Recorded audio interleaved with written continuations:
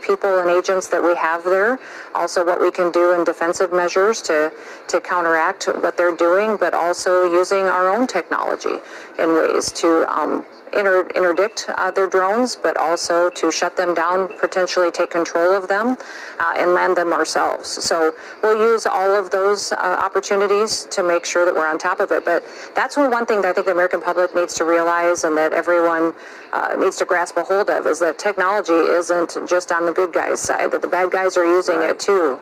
And once they use drones to identify where resources are, we look at how other ways they may be able to use drones. Would they weaponize them? Would they use them in partnership with other organizations? My concern has always been that we don't just have the cartels operating in a much more sophisticated manner. They're also building partnerships with other enemies of the United States of America. We see them partnering with the Chinese individuals and laundering money. And so people who hate America will partner together in order to do damage to us and to infiltrate our country too.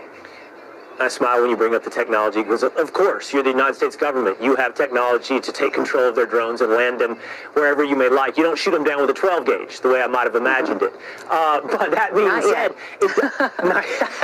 that being said, Secretary, I have spoken to many members and former members of the drug cartels. The military in Mexico is integrated in so many different ways into the cartels, meaning their technological capabilities are really high. We talk a lot about these drones.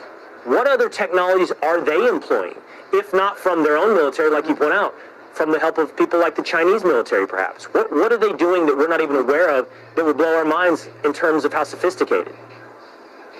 Well, one thing that I think we all need to remember is it's not that the Mexican military is free of corruption, first of all. So we have elements of the Mexican military or Department of Defense that is partnering with cartels.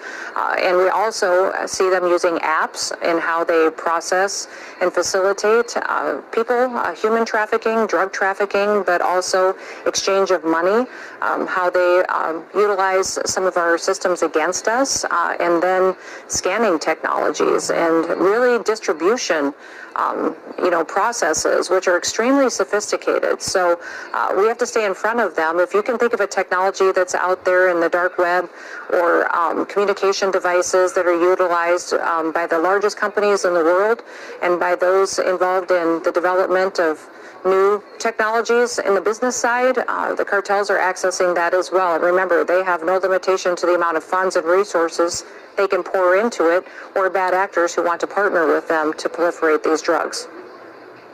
All right. DHS Secretary Kristi Noem, thanks so much for spending so much time with us today. Absolutely.